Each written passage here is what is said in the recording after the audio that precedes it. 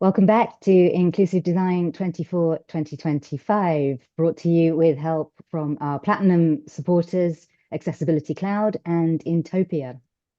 You can find Inclusive Design 24 on both Blue Sky and Mastodon. And if you have questions for our speakers, post them with the ID24 hashtag or add them as comments on our YouTube channel, and we'll scoop them all up and put them to our speakers towards the end of the session. A reminder that Inclusive Design 24 is a respectful community and we have a code of conduct. You can find it linked from the bottom of every page of inclusivedesign24.org. Now I'm delighted to welcome another ID24 regular back as my guest host, Ariel Fox. Welcome back. Thank you. It's great to be back, even though I'm only back for introducing one talk. I'd love to obviously come back and introduce more talks later on in further years. But good morning, everyone, to ID24. Tokyo kara ohayo gozaimasu, minasan. ID24. Yokoso isho ni manabimashou. Next up is Jan Maarten and Daniel Henderson-Ede on how teams around the world adapt common annotation kits to suit their needs. Accessibility annotations help capture design intent that cannot be conveyed through visual design alone. Are you ready, Jan and Daniel? Let's do it. Welcome, everyone. Thanks for being here with us. It's wonderful to join you all at one of my favorite worldwide conferences. We want to keep the global theme going in this session. So today we're looking at accessibility annotations around the world. A few content notes before we introduce ourselves and dive in. There is some motion and video in this presentation. We will announce it each time and let you know how long it will last. Most of the images in this presentation are described in our narration, unless they're decorative, but we'll try and describe any of that are not. This talk may evolve over time as we work with more people and learn more about how you're doing annotation. So after this talk, please reach out to us on the usual social medias. We would love to learn from you and maybe showcase what you've been doing in the future. I'm Daniel Henderson-Ede. My pronouns are he, him. I'm a white man with red hair and glasses. I grew up in England, but now live in Texas with my two best friends, my lovely wife, Emma, and Ashwa, our 3-year-old German Shepherd. I'm a design engineer over at Mantis & Co., where I have the pleasure of working both in Figma and building out our prototypes in code. And my name is Jan Maarten. My pronouns are also he, him. I'm a white man with short brown hair and a full beard, which you can see through my webcam, as well as the current slide where I'm made out of Lego and wearing a blue trucker jacket. I'm a senior accessibility designer at GitHub, speaking from unceded Duwamish lands in the Northwest US. In this talk, we're going to travel around the world to chat with consultants, design agencies, and global brands that have found ways to innovate in the realm of annotation kits. We'll learn how they've customized existing tools and created new ones, see their unique annotation techniques, and consider some of their strategies to tackle the perennial problem of adoption of tools like this. Before we dive into the deep end, we're going to quickly go over what annotations are, and I will keep it brief. So if you're already familiar, just hang in there for a minute. Annotations are a communication tool that rely on a visual language to help convey a designer's intent. Without this, we leave it to chance that a developer will guess the proper heading hierarchy of a page, or whether a control should be built as a link or a button, or the way a keyboard is meant to navigate the interface, so on. The goal is to create something more tangible and complete for developers than just visuals, especially because things get left out even when you're using accessible design system components. With most annotation kits, they take the form of labels placed over a design and notes in the margins around them. Keeping them in the same place as the final designs helps give a more complete picture to developers all at once. Annotations like this can also be created old school in a text editor, as we'll see later. These kits themselves often take the form of component libraries within design tools like Figma or Sketch. And there are a whole lot of publicly available kits and plugins to choose from. On this slide, we're showing a handful of them from organizations like Intopia, shout out to one of our sponsors, Microsoft, Indeed, and others. The Web Accessibility Annotation Kit from CVS Health Inclusive Design was one that I created with Daniel and our colleague Kevin Oliveira back in 2023.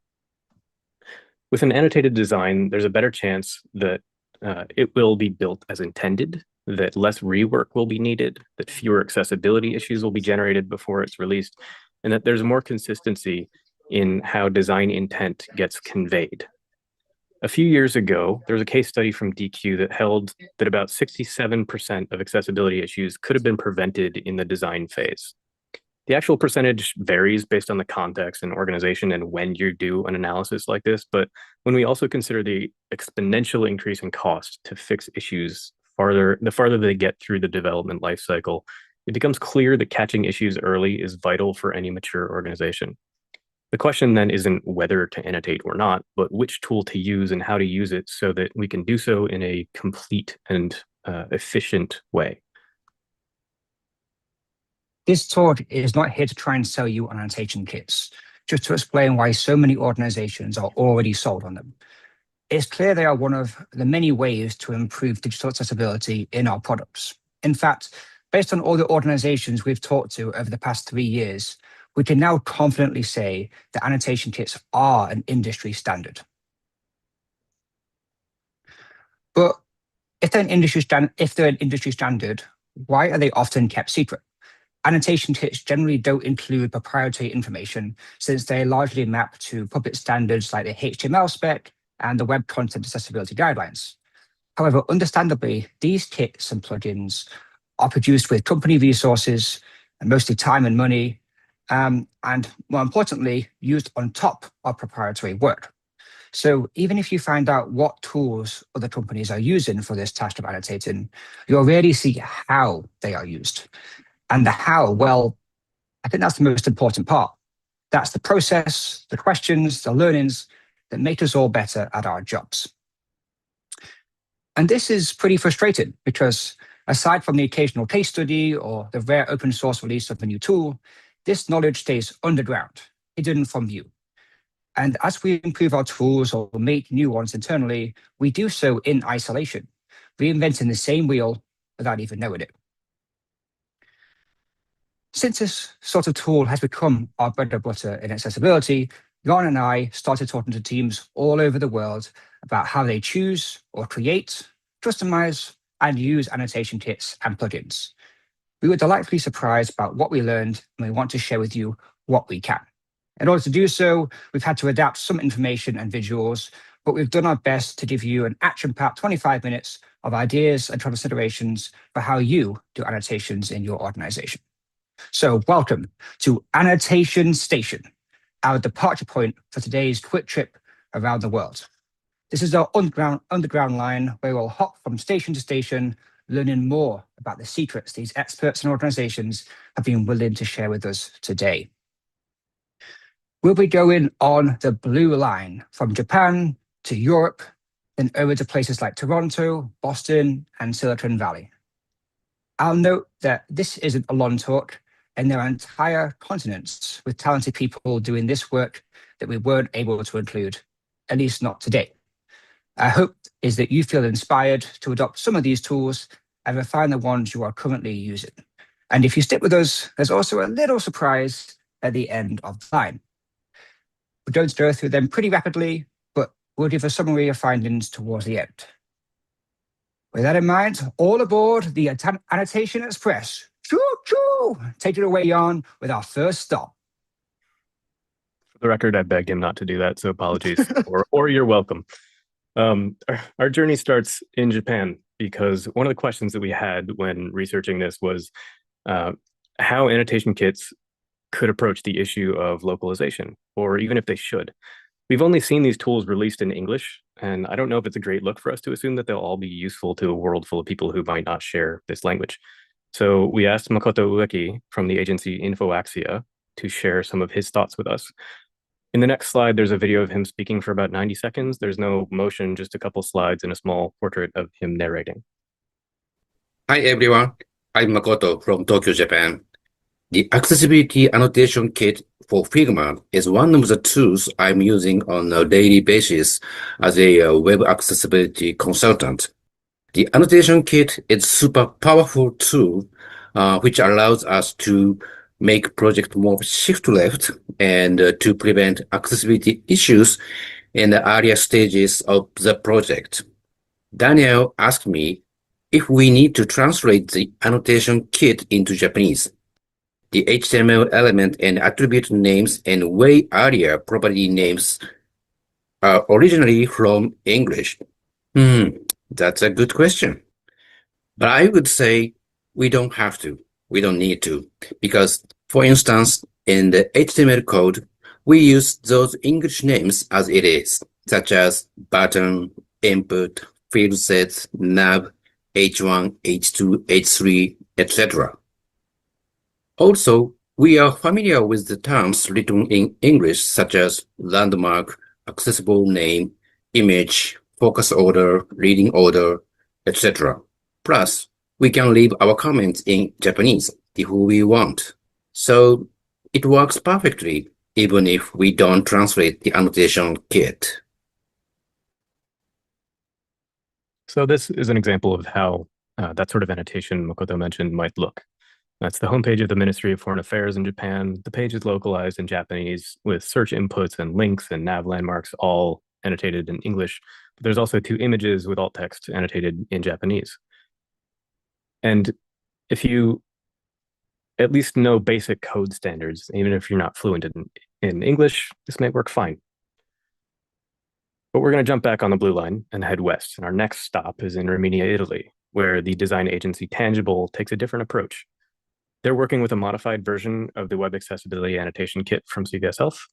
And last year, their own Antonio Matera wrote a great article about the value of accessibility annotations. You'll recognize this image from a few slides back. When I found this article, it had some of the first examples I'd seen of a localized kit in action. Here you can see a form component with annotations that have titles and notes written in Italian. Tangible actually localized all of the CVS kit's documentation and the components, though obviously not references to HTML semantics or success criteria and so on. This has enabled their work with public health agencies, national museums, and even the Italian digital agency. Their customization and localization has even inspired these clients to adopt their annotation kit for their own work. They also added a number of customizations, including a way to flag errors and mark them resolved. And these come with references to any conformance issues with specific WCAG success criteria. And they also created a bracket format for annotation labels, which is a much needed middle ground between the options from CVS's kit. And you often need a way to highlight an area or group of things in a design without drawing an outline all the way around it. And one of the more subtle things that I really like, here we're showing a tab interface with a number of annotations pointing to and outlining the UI. And the annotations have numbers that correspond to more detailed notes in the margin around the component. And even if you're familiar with the CVS kit, you can look very closely and you might see one other difference, which is the labels on top of the design have underlines, and that's because the text is linked. I completely missed this at first. Tangible has made it their practice to select the larger notes in the margin, copy a link that goes to them, and use that URL to add a link to the labels themselves. And this can be really helpful because if you have a busy design canvas and a complex design and a lot of annotations on a screen, it can be a challenge for folks to match up the labels on the design with the notes in the margins. And even though they have the same matching numbers and you're meant to pair them together, it's still kind of a cognitive exercise of finding which one goes with the other. Programmatically linking them sidesteps this entirely. It gives a literal shortcut just in case the arrangement of annotation proves challenging. And now Daniel is going to announce our next stop. We check in with Stephanie Walter, who's in Luxembourg working at a large public EU institution. If you don't know who Steph is, stick around for more. In ID 24, you'll likely see her. She is one of the many wonderful guest hosts for these sessions. Steph has put together an awesome kit on the Figma community that brings some unique elements together. Rather than being an accessibility heavy kit, like many of the other kits out there, it takes a step backwards and provides flexible components that can be used for all types of design annotations.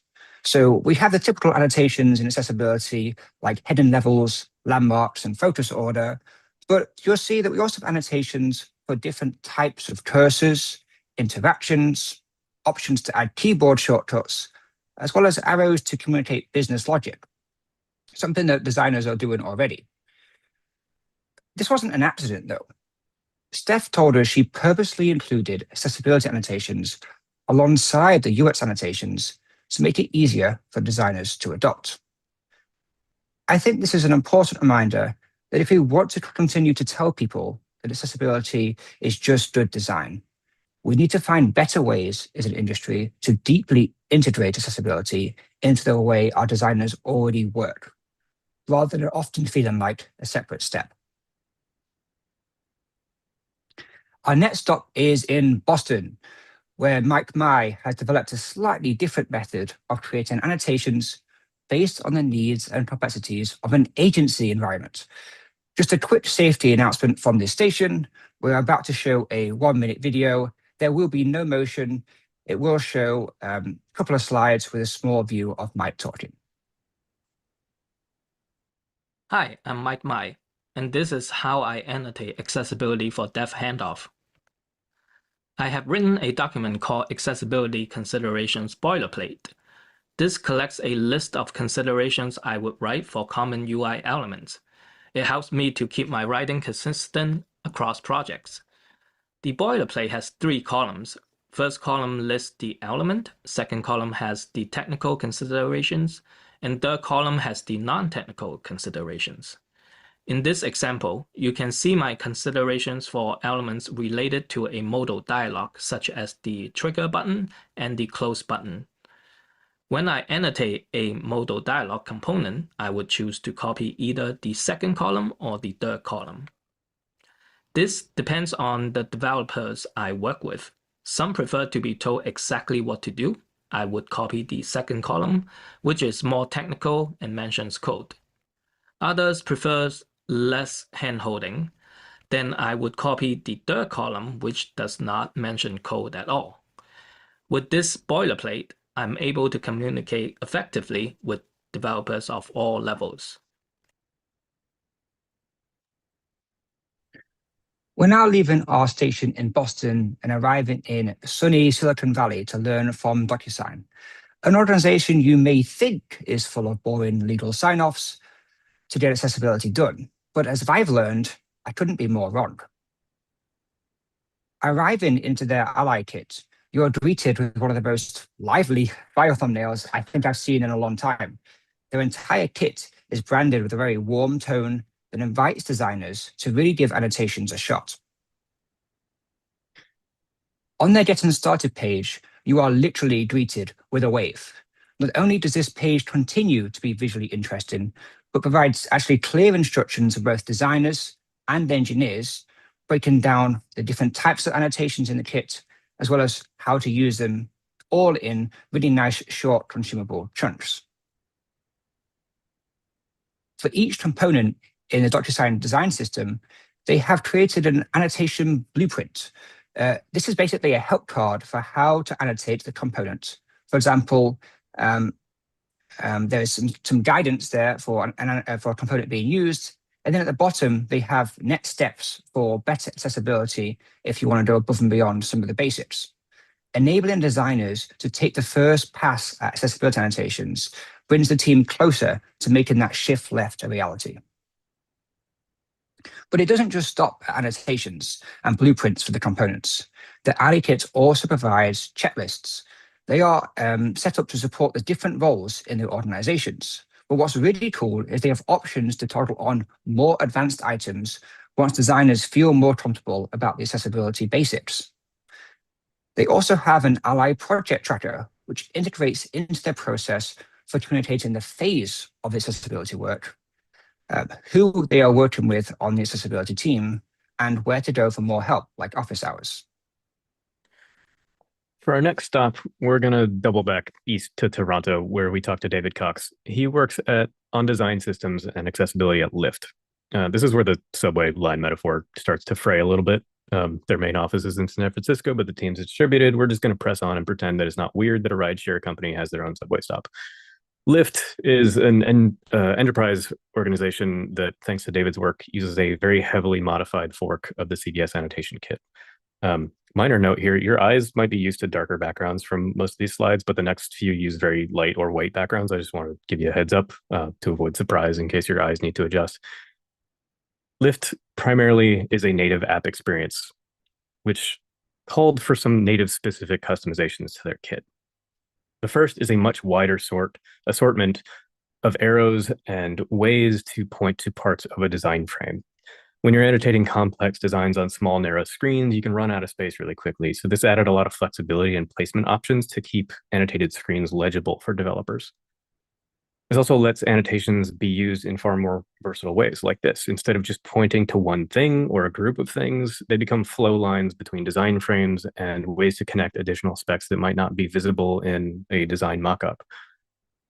And the second has to do with relative size. So the original components are meant to be as small as they can be, while still being legible. And this comes in handy when annotating small screens and small or complex components. But when their team started annotating a new tablet app, those components were smaller and harder to see compared to the designs that they were actually annotating.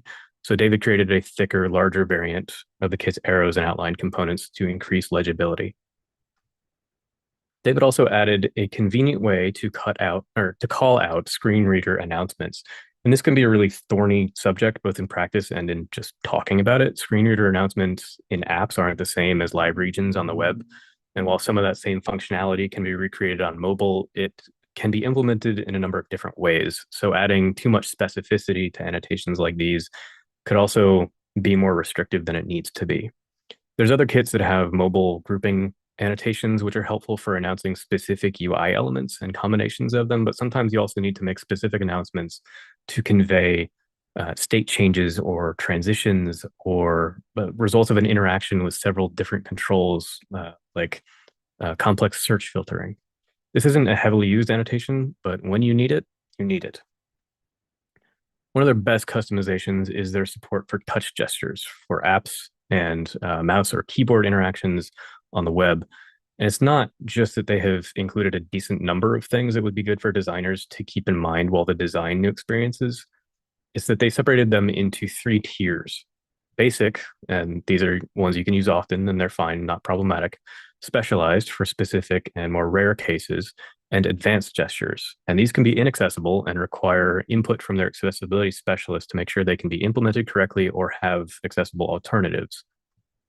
Not every type of gesture or input is accessible, and making a kit that's not just for specialists requires being really careful about this. So David set up some guardrails to discourage the use of ones that might be a problem. You can see on the right side of this Figma interface that each category is a different component variant menu. The property labels explicitly remind users that specialized ones should be used rarely and that advanced ones should be avoided. Minor content note here, the next slide has a very short video. It's about 20 seconds long and it shows some scrolling and clicking around a website.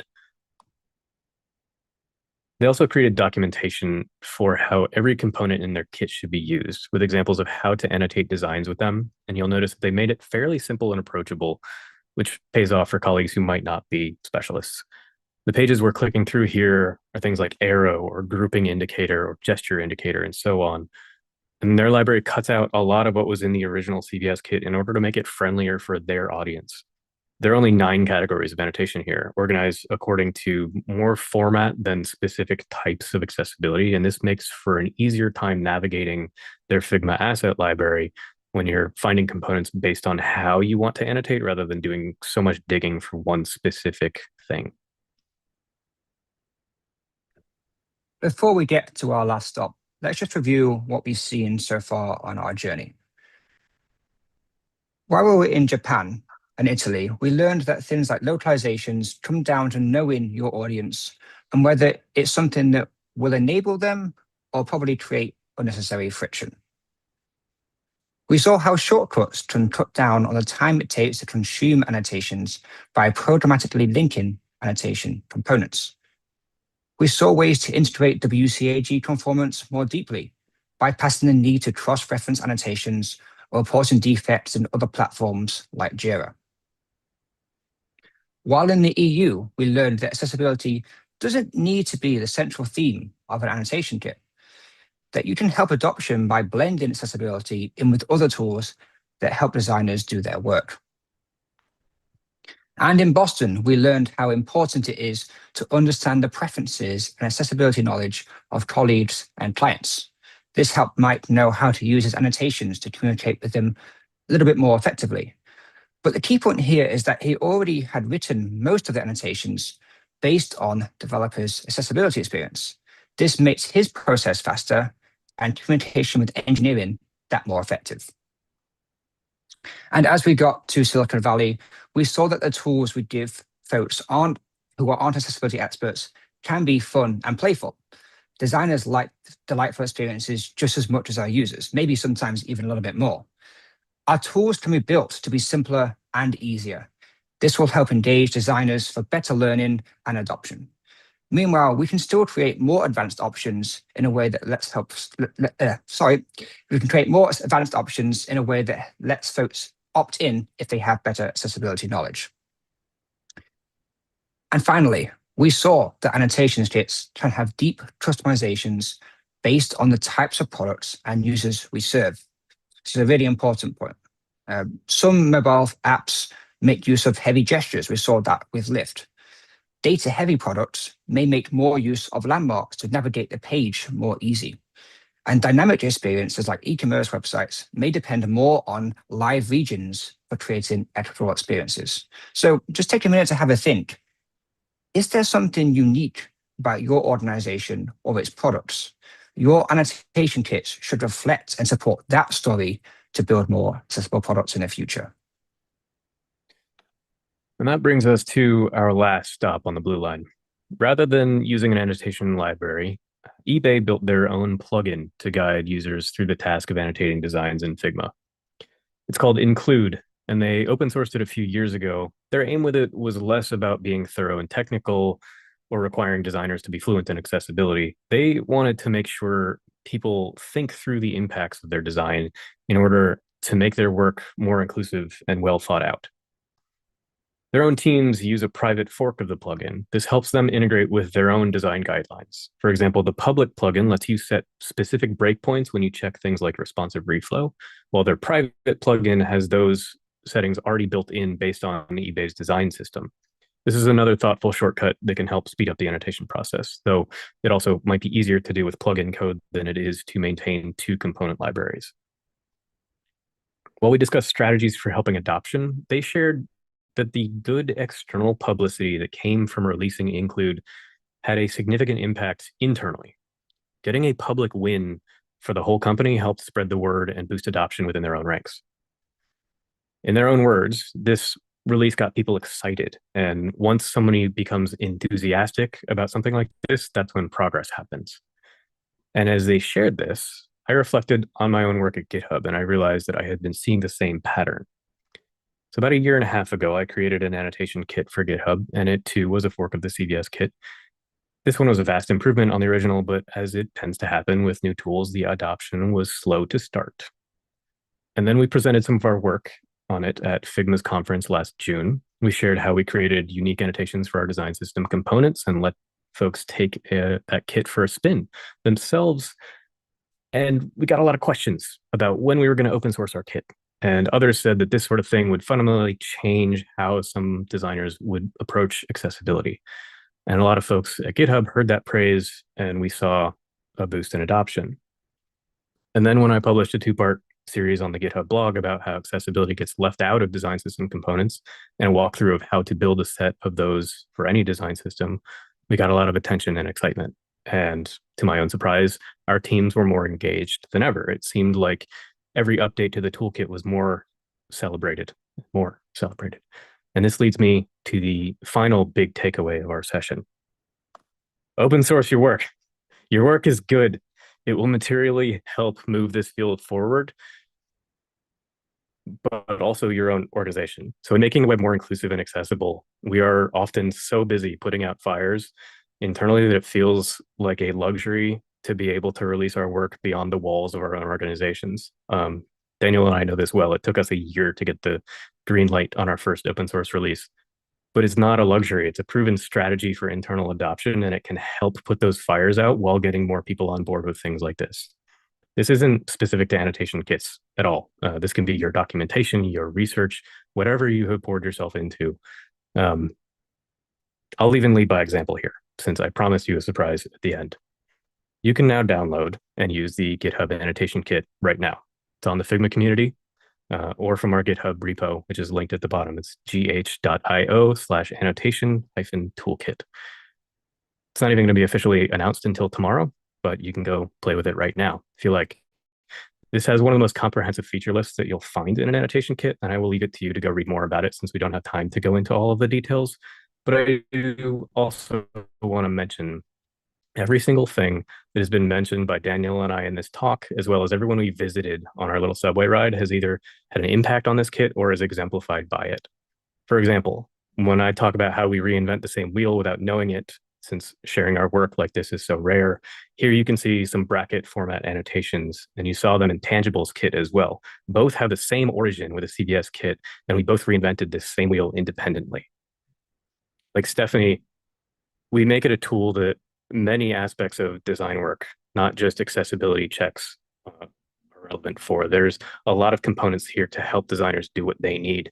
And even if they're reaching for something else, they will get reminded about accessibility every single time they browse the list of components in this kit. It's full of shortcuts to create annotations more quickly and guardrails to help avoid problematic patterns, and so much documentation, because we think it's vital that this sort of tool can be picked up by folks who aren't specialists. Much of this guidance is also found within some annotations themselves or as component descriptions. We wanted to make it hard to avoid and easy to access help anytime you need it. So there's things also that exist in this kit that we can share with the world, specifically because we wanted to stop building in solitude. So for instance, when we went and talked to David and his team at Lyft and learned their ingenious way of incorporating annotations for gestures with some guardrails in them, we iterated on that more for our own. And if I can tease one final thing, because I know folks are asking about it, this one isn't just for web experience, but mobile as well. And that includes, at long last, support for Android as well. Whoa. There are many more details about it in our repository and in the kit itself, if you prefer. I sincerely hope you like it, and I would love to know how you use it, abuse it, how you think we can improve it, or if you make it into something completely new. Thank you all for joining Daniel and I today. And thank you to the many people who went out of their way to show us their work and wrestle for approvals to share it and open these innovations up to the rest of the world. And now, I guess if anybody has any questions, we'd love to hear them.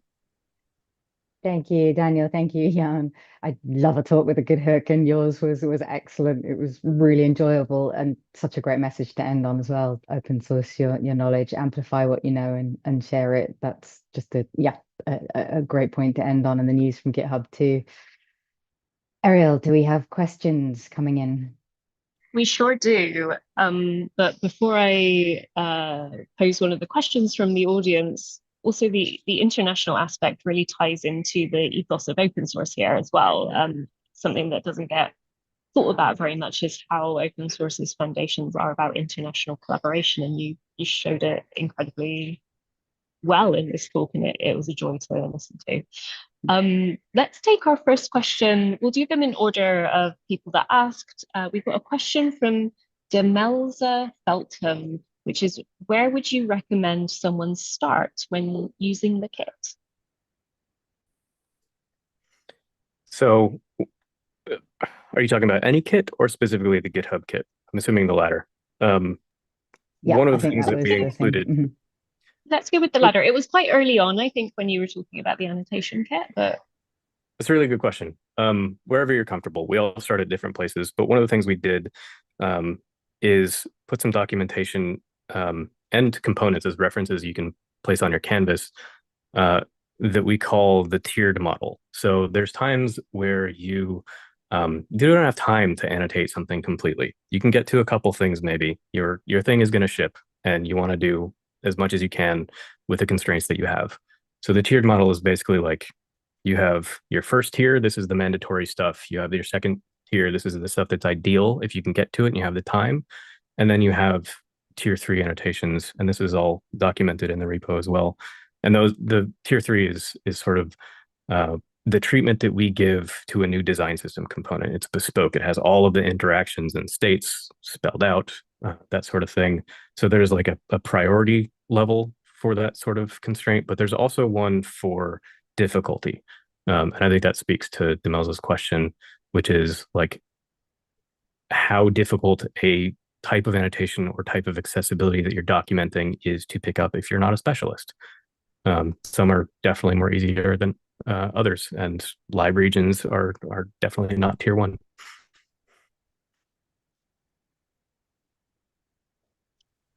Great, that makes a lot Leonie? of sense.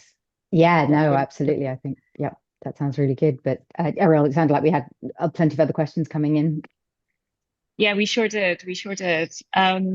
Our next one is from Hannah Wagner, which is, does Lyft's annotation guidance live separately from their design system, or is it part of it? And maybe there's a bigger question there about design systems and annotation guidance, where they live and what your experiences are.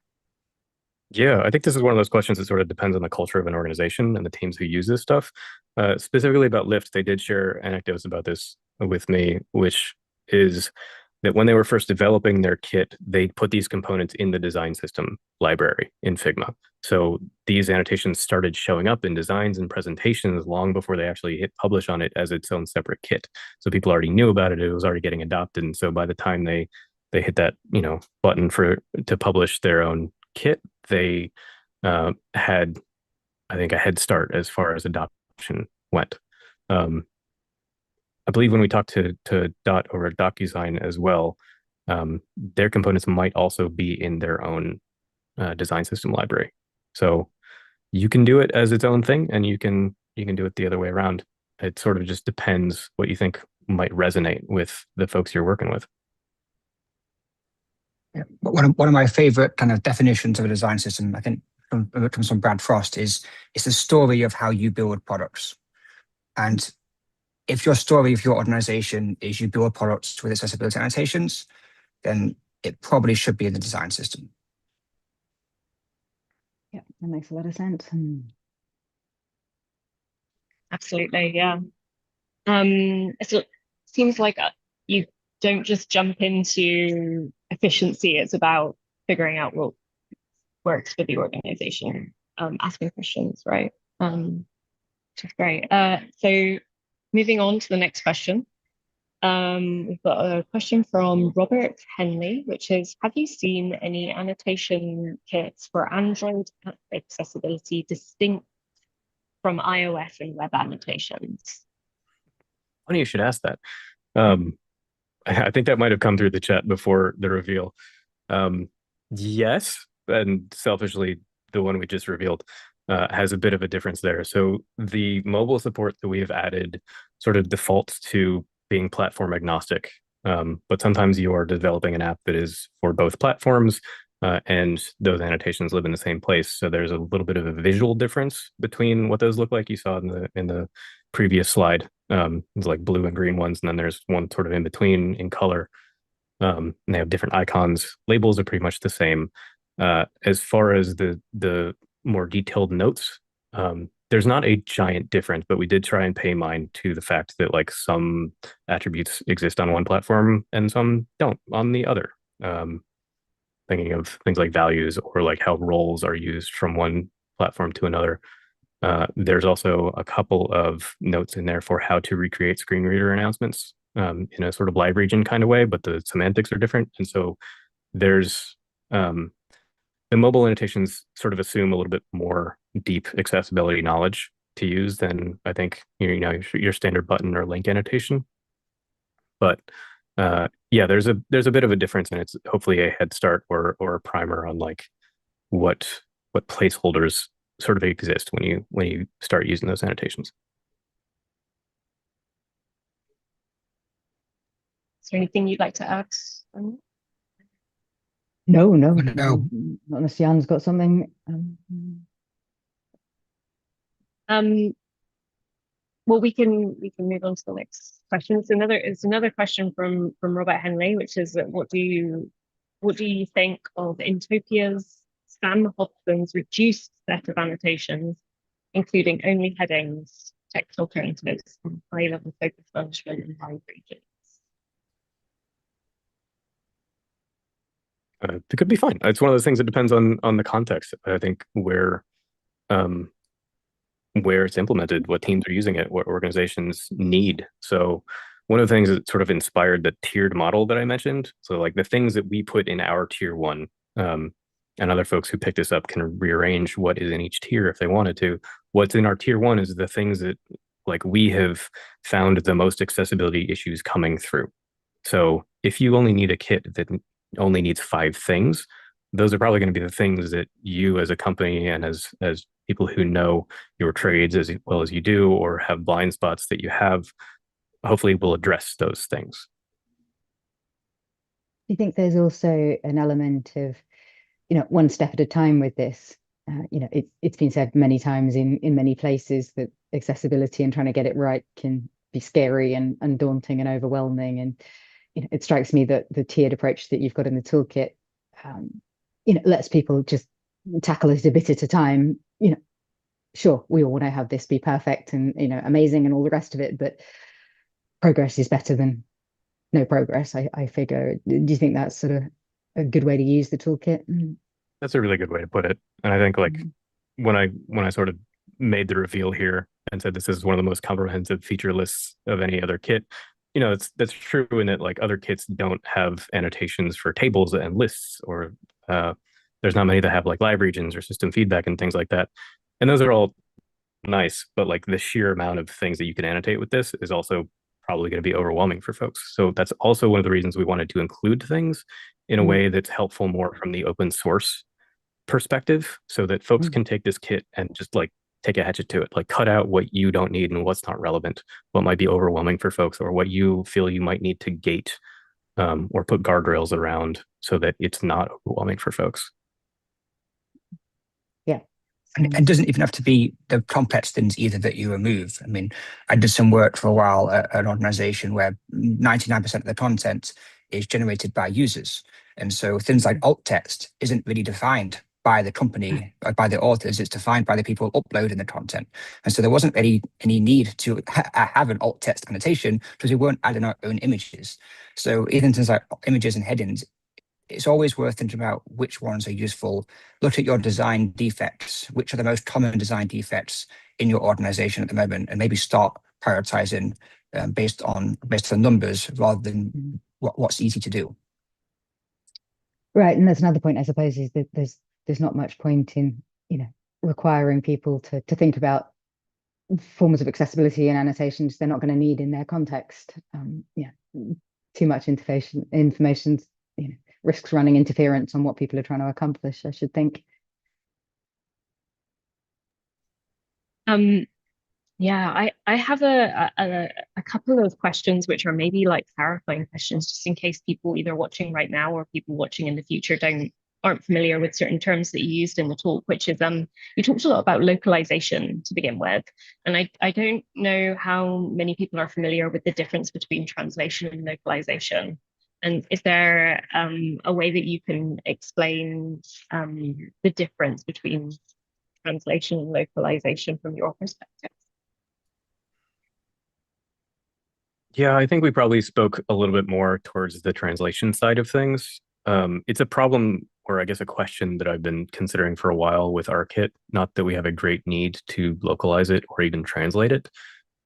More just a curiosity thing, and like to see how useful it is potentially.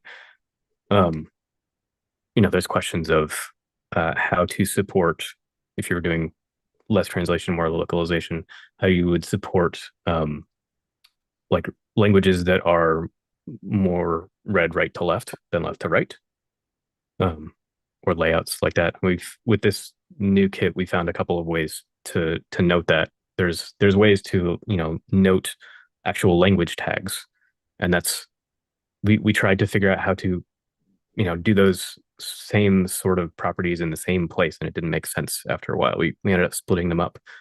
But as far as like how to approach a kit component themselves, or how a kit is built in a more localized way, that's tough. And it's probably tough for me to answer because I don't have a powerful enough need to figure it out, and I also speak English and bad English only currently. But I'm really curious how that would look, and I'm also wondering how how to say this in a nice way. There's a lot of things that we found when pushing the limits of this kit that were more platform limitations than anything. So like, how does the platform of Figma permit us to consider perspectives that are cultures that are not primarily English or in the West, quote unquote? I don't know, I'm rambling a bit here, but I also have that question. So this is a good reminder that Jan and I would still love to talk to you. If you've localized the kit in some way beyond just normal translations, please reach out to us. We want to learn from you, and we would love to find a way to share that with other people. And if it's anything else about annotations, then please reach out to us, mostly on LinkedIn. And Jan, what do you do all this? You do more social media than I do. What are you on? LinkedIn's fine. LinkedIn's fine. Come on LinkedIn and come and share what your story is. We'd love to learn. We don't have all the answers here at all, and we never will. Great, thank you. Ariel, do we have any more questions? There is a follow-up question around if there's anything that you can do to better define the difference between translation versus localization. Would you like to go attempt that, Jan or Daniel, or is there anywhere you would like to point people? I think I'm looking at the chat. Charles called it pretty well. That translation is more affect the text, and localization is around direction and flow of the text. Yeah, seems like a good way to characterize it, to me at least.